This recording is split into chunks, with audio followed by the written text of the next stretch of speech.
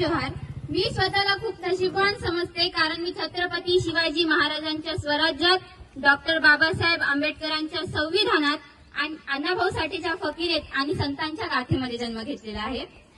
आपल्या अभंगाच्या माध्यमातून ज्यांनी छत्रपती शिवाजी महाराजांचे वर्णन केले असे जगद्गुरु तुकाराम महाराज, ज्या मातेने या मातीच्या रक्षणासाठी छत्रपती शिवाजी महाराजांसारख्या पुत्राला जन्म दिला अशा राजमाता राष्ट्रमाता जिजाऊ मासाहेब, ज्या पुत्राने आपल्या मातेच्या शिकवणीची शिदोरी आणि या मातीच्या उपकारांची उधारी फेडण्यासाठी हिंदवी स्वराज्याची स्थापना केली असे हिंदवी स्वराज्याचे संस्थापक छत्रपती शिवाजी महाराज, ज्या छाव्याने हे स्वराज्य स्वतःच्या छातीवर झेललं, पेललं, पुढे नेलं, वेळ प्रसंगी प्राणही गमावले परंतु स्वाभिमान गमावला नाही असे सर्जे संभाजी महाराज। मी जर तुम्हाला तुमच्या वडिलांचं नाव विचारलं, सर्वांना आपल्या वडिलांचं नाव माहित असतं। मी जर तुम्हाला तुमच्या आजोबांचं नाव विचारलं, सर्वांनाच आपल्या आजोबांचं नाव माहित असतं। याही पुढे जर मी जाऊन तुम्हाला तुमच्या पंजोबांचं नाव विचारलं आणि याही पुढे जर जाऊन मी तुम्हाला तुमच्या खापर पंजोबांचं नाव विचारलं, तर मला तरी नाही वाटत की या ठिकाणी बसलेल्या सर्वांनाच आपल्याच कुटुंबियातली, आपल्याच रक्तातल्या व्यक्तींची नाव माहित असतील।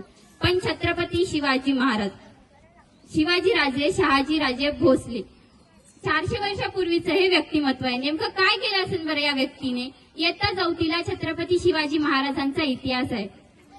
एखाद्या शाळेतील एखादे गुरुजी आपल्या विद्यार्थ्यांना शिकवतात, 19 फेब्रुवारी 1630 रोजी शिवनेरी किल्ल्यावर छत्रपती शिवाजी महाराजांचा जन्म झाला।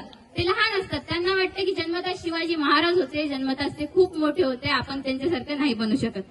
तर नाही, छत्रपती शिवाजी महाराज कधी जन्माला आले नाही, त्यांना राजमाता राष्ट्रमाता जिजाऊ मासाहेबांनी घडवलं होतं। तुम्हाला आम्हाला जिजाऊच्या पोटी शिवबा जन्माला घालायचा आहे, शिवबा घडवायचे, शहाजीराजे घडले पाहिजे, राजमाता जिजाऊ घडल्या पाहिजे।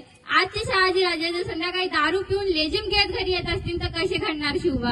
आजचे जिजाऊ जर हातामध्ये रिमोट घेऊन दिवसभर तुझ्यात जीवरंगाला बघत असतील तर कसे घडणार शिवबा? मध्यस्थी तो पुष्पा 2 नावाचा पिक्चर येऊन गेला, त्याचा झुकेगा नाही साला डायलॉग ऐकून आपल्या पोरांना बरं वाटायला लागलं। पण झुकेगा नाही साला म्हणणारा तो पुष्पा तुमचा आदर्श असेल की नाही मला माहित नाही, पण वयाच्या 32व्या वर्षी डोक्याच्या केसापासून पायाच्या नखापर्यंत डोळ्यातले गुगुळ काढून त्या राजाने या मातीला रक्ताचा राज्याभिषेक घातला, तो सर्जा संभाजी राजा आपला आदर्श राहायला पाहिजे। आणि एकमेव राजा होता ज्यांनी स्वतःसाठी कधी महाल बांधला नाही। महाराजांचा रंगमहाल बघितला का कधी? एकमेव राजा होता ज्यांनी स्वतःसाठी कधी रंगमहाल बांधला नाही। एकमेव राजा होता ज्याच्या दरबारात परस्त्री कधी नाचली गेली नाही।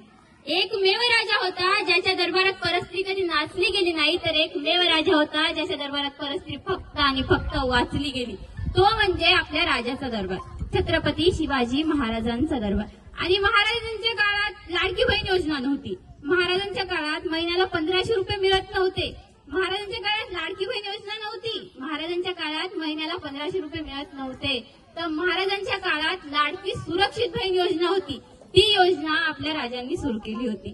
आणि शेवटचं, ज्याला समजलं त्याला समजलं, कागदी घोड्याला वारा सहन होत नाही, कागदी घोड्याला वारा सहन होत नाही, वादळाला भिडायचं असेल तर अस्सल घोड्याची गरज लागते। घोडा वाऱ्याच्या वेगाने धावू शकतो आणि पॅन्थर घोड्याला सुद्धा घोडा लावू शकतो।